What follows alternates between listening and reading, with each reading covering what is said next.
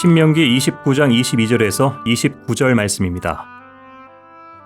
너희 뒤에 일어나는 너희의 자손과 멀리서 오는 객이 그 땅의 재앙과 여호와께서 그 땅에 유행시키시는 질병을 보며 그 온 땅이 유황이 되며 소금이 되며 또 불에 타서 심지도 못하며 결실함도 없으며 거기에는 아무 풀도 나지 아니함이 옛적에 여호와께서 진노와 격분으로 멸하신 소돔과 고모라와 아드마와 스보임의 무너짐과 같음을 보고 물을 것이요 여러 나라 사람들도 묻기를 여호와께서 어찌하여 이 땅에 이같이 행하셨느냐 이같이 크고 맹렬하게 노하심은 무슨 뜻이냐 하면 그때 사람들이 대답하기를 그 무리가 자기 조상의 하나님 여호와께서 그들의 조상을 애굽에서 인도하여 내실 때에 더불어 세우신 언약을 버리고 가서 자기들이 알지도 못하고 여호와께서 그들에게 주시지도 아니한 다른 신들을 따라가서 그들을 섬기고 절한 까닭이라.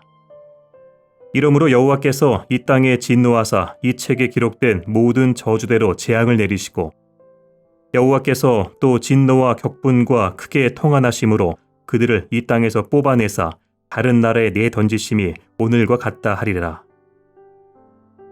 감추어진 일은 우리 하나님 여호와께 속하였거니와 나타난 일은 영원히 우리와 우리 자손에게 속하였나니 이는 우리에게 이 율법의 모든 말씀을 행하게 하심이니라. 할렐루야. 광야 식당에 오신 여러분 주님의 이름으로 환영하고 축복합니다. 영의 양식 잘 섭취하심으로 오늘 하루도 말씀 가운데 승리하며 사시기를 바랍니다. 어제에 이어서 신명기 29장 후반부 모압 언약에 대한 내용들을 계속해서 살펴보겠습니다. 오늘 본문은 주로 모압 언약을 지키지 않았을 때 나타나는 결과에 대해서 설명을 하고 있어요. 언약이라는 것은 가장 중요한 게 뭘까요? 그 언약의 내용이 중요하겠죠? 그런데 또 중요한 것은 그 언약을 체결하는, 맺는 대상이 누구냐라는 겁니다. 이스라엘 공동체, 그 언약의 대상이 누구입니까? 살아계신 하나님이세요. 하나님과 언약을 맺습니다. 내용 또한 너무너무 특별하고 정말 큰 무게감이 있는 그런 내용이지만 그 언약을 체결하고 맺는 그 대상이 바로 하나님이시기 때문에 이것이 파기되거나 아니면 변개되고 또 다른 모습으로 깨어질 경우 나타나는 큰 부정적 그 초래되는 결과들이 있다라는 거죠. 22절, 23절을 보면 너희 뒤에 일어나는 너희의 자손과 멀리서 오는 객이 그 땅의 재앙과 여호와께서 그 땅에 유행시키시는 질병을 보며 그 온 땅이 유황이 되며 소금이 되며 또 불에 타서 심지도 못하며 결실함도 없으며 거기에는 아무 풀도 나지 아니. 자, 이 내용을 가만히 보면요, 땅에 대한 심판을 하나님께서 하시더라라는 거예요. 언약을 체결을 했는데 그 언약에 불성실하게 반응을 하는 그 대상, 이스라엘 백성들 아니면 그 모든 대상도 마찬가지겠죠. 그래서 그 언약대로 살아가지 않을 때 하나님께서 어떤 징계를 내리시는가, 땅에 대해서 그 땅에 대한 심판, 땅에 유행시키는 질병, 오늘날 코로나19를 보면서도 우리는 그런 부분에 대한 찔림이 있지 않습니까? 우리 스스로가 정말 하나님께서 주신 이 지구, 이 자연, 하나님 주신 질서에 대해서 왜곡하고 인간의 욕심대로 살아왔음을 우리는 많이 뉘우치고 있어요. 전 세계적인 그런 질병의 재앙 아니겠어요?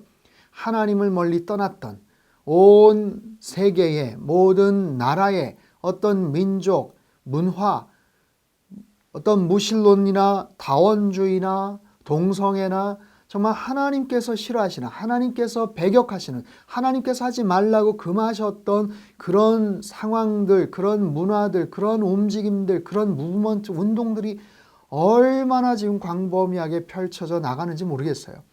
그런 측면에서 하나님께서 이 땅을 향하신 하나님의 어떤 준엄한 경고의 그런 메시지가 아닐까 우리는 생각을 하지 않습니까?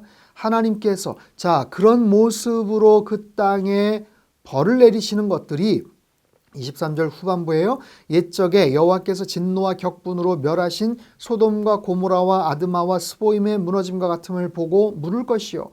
이 네 성읍은 소알까지를 포함한 사해연한 시딤 골짜기의 5 성읍입니다. 우리가 알고 있는 것처럼 소돔 고모라가 그렇게 해서 망하지 않았습니까? 불과 유황의 심판을 받았지요. 그런 모습으로 하나님 앞에 심판을, 재앙을 받게 될 것인데 그 모습을 누가 보냐면 하나님을 전혀 알지 못했던 사람들, 그런 이방객들이 그 모습을 보면서 아니 도대체 어떻게 이런 재앙이 펼쳐지는가? 저 백성은 하나님의 택하신 백성이고 특별한 사랑과 보호하심을 받았던 그런 민족 아닌가? 그런데 어찌하여서 저런 결과가 나타났는가? 그러면서 이방 민족들이 그런 질문을 던진다는 거예요. 이건 너무나도 이상하다. 이건 너무나도 가혹하다. 저들이 믿는 신이 좀 뭔가 과격하고 뭔가 좀 이상한 그런 신인가? 그렇지 않다라는 거예요. 그렇게 물어볼 때 25절 그때 사람들이 대답하기를 그 무리가 자기 조상의 하나님 여호와께서 그들의 조상을 애굽에서 인도하여 내실 때에 더불어 세우신 언약을 버리고 26절로 연결이 되지만 이 내용을 가만히 보면 저런 재앙의 책임이 누구 때문인가? 그들이 믿는 신 하나님 때문인가? 그렇지 않다라는 거예요. 저렇게 좋은 언약을 맺고 좋은 관계를 맺었는데 알고 봤더니 저 백성들이 이런 모습으로 그 신들을 저버렸단다. 그렇게 그 신을 노엽게 했단다. 그 내용을 지금 소개를 하는 거예요. 그 언약을 버리고 26절 가서 자기들이 알지도 못하고 여호와께서 그들에게 주시지도 아니한 다른 신들을 따라가서 그들을 섬기고 절한 까닭이라. 이 내용을 지금 하나님을 전혀 알지 못하는 다른 민족, 다른 이방 민족들이 그렇게 질문을 던지고 거기에 대한 답변을 하는 거예요. 얼마나 그 나타나는 현상들이 정말 그 다른 민족들이 봤을 때도 확연하게 나타나고 이해할 수 있는 그런 거면 이런 대답들, 이런 대화들이 오가겠습니까? 하나님을 섬기기 위해서 또 하나님 앞에 그렇게 좋은 관계를 맺고 나아갔던 그리고 그 언약이 그렇게 파기가 되고 저들이 우상을 섬기는 거죠. 하나님을 떠나서 다른 신들을 따라가서 그들을 섬기고 절했던 그런 모든 이유 때문에 그 땅에 그런 전염병, 그런 질병의 재앙들 그리고 소돔과 고모라가 멸망했던 것처럼 그런 여러 가지 혹독하고 가혹한 그런 심판들 그런 부분들이 초래가 된다라는 거죠. 사랑하는 성도 여러분, 오늘날 우리의 마음속에는요 언제든지 하나님을 저버리고 다른 우상들 아니면 세상의 다른 유혹들을 쫓아갈 수 있는 그런 죄성들이 있어요. 이게 남의 얘기가 아니에요. 다른 민족 어떤 이스라엘 쾌케 묵은 옛날 고대 히스토리 그런 이야기가 아니고 오늘 우리의 심령에 있는 그 죄성도 조금만 방심하면 조금만 교만하면 언제든지 이와 비슷한 모습으로 우리도 하나님을 저버리고 따라갈 수 있는 그런 모습들이 얼마나 많은지 몰라요. 오늘날 보십시오. 우상, 사이비, 이단, 미신을 섬기고 다른 헛된 철학에 빠져 있고 다른 여러 가지 정치, 신념, 문화, 사상 이 모든 것들의 심취가 되어서 그 중심에 하나님이 없고 하나님을 배격하고 하나님을 멀리하고 하나님의 그 모습을 자기 마음에 두기를 싫어하는 어떤 우리의 모습들이 얼마나 우리 주변에 많이 있는가. 우리의 내면에도 언제든지 불쑥불쑥 나타날 수 있는 우리 안에 있는 죄성이다라는 사실을 우리는 꼭 기억해야 된다라는 거예요. 27절 이러므로 여호와께서 이 땅에 진노하사 이 책에 기록된 모든 저주대로 재앙을 내리시고 재앙과 심판과 하나님의 분노에는 다 이유가 있습니다. 성경 곳곳에 나타난 하나님의 무시무시한 심판이나 여러 가지 재앙들 언뜻 보면 하나님은 굉장히 다혈질적이시고 좀 인내심이 없으시고 괴팍하시고 그러신 것 같지만 하나님 심판에는 다 이유가 있어요. 28절 여호와께서도 진노와 격분과 크게 통한하심으로 그들을 이 땅에서 뽑아내사 다른 나라에 내던지심이 오늘과 같다 하리라. 대단히 자극적이죠. 강렬한 그런 표현이죠. 크게 통한하심이다. 경노했다. 분개했다. 그런 뜻이에요. 뽑아내셨다. 다른 나라에 내던지셨다. 구별하여서 선택하셨고 구원해 주셨던 하나님의 백성인데 그 죄 가운데 허덕이면서 살아갈 때 하나님은 핀셋으로 도려내듯이 뽑아내셔서 심판하실 수도 있는 그런 하나님이십니다. 우리가 분명히 알아야 될 것, 성경에 나타난 하나님의 그 놀라우신 사랑, 조건이 없는, 다함이 없는 그 하나님의 사랑, 틀림없이 우리는 인식하고 그 사랑에 감격하며 감사해야 돼요. 하지만 그와 동시에 하나님의 그 무서운 심판, 하나님의 그 엄격한 공의, 그 부분에 대해서도 우리는 분명히 알아야 더욱더 균형이 잡힌 영적 크리스찬으로서 살아가게 될 줄로 믿습니다. 마지막 절 29절입니다. 감추어진 일은 우리 하나님 여호와께 속하였거니와 나타난 일은 영원히 우리와 우리 자손에게 속하였나니 이는 우리에게 율법의 모든 말씀을 행하게 하심이니라. 자, 두 표현이 지금 서로 대비가 되고 있어요. 감추어진 일과 나타난 일.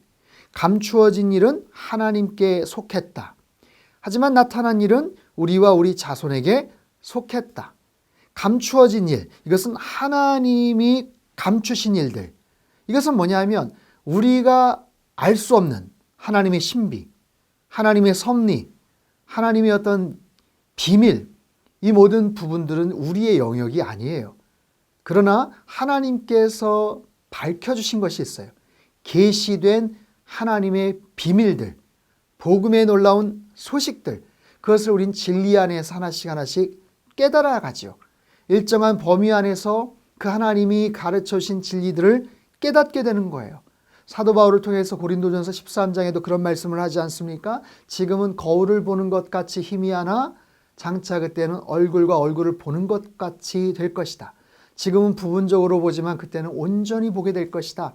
감추어진 하나님의 신비와 그 섭리에 대해서는 우리는 그건 하나님의 뜻이라고 생각을 하고 그저 우리에게 계시해 두신 하나님의 율법의 말씀을 그저 깨달으며 그 진리 안에서 자유함을 누리며 그 안에서 은혜를 누리며 일평생 살아가는 것, 그것이 하나님을 사랑하는 그런 정말 참된 크리스찬들의 본분이죠. 오늘 우리가 행해야 될 이 광야를 살아가게 될 하나님께서 원하시는 참된 믿음의 길인 줄로 믿습니다. 오늘 하루도 그 하나님의 말씀을 쫓아서 여러분 신실하게 한 걸음 한 걸음 걸어나가시고 승리하시는 저와 여러분의 삶이 되시기를 주님의 이름으로 축원합니다. 기도하겠습니다. 하나님 아버지, 모압 언약이 깨어졌을 때 하나님께서 벌하시는 그 무서운 심판의 내용에 대해서 우리가 살펴봅니다. 먼 남의 나라 이야기가 아니고 언제든지 우리의 내면 속에도 하나님을 떠나서 우상을 섬기고 다른 곳에 기웃기웃 할 수 있는 그런 죄된 속성이 있음을 늘 기억하며 살게 하여 주시옵소서. 하나님께서 계시해 두신 그 진리 안에서 하나님의 귀한 말씀들을 날마다 순복하며 또 순종하며 하나님의 뜻을 이루며 오늘 하루도 승리하며 살아갈 수 있도록 주님 축복하여 주시옵소서. 존귀하신 예수님의 이름으로 기도합나이다. 아멘.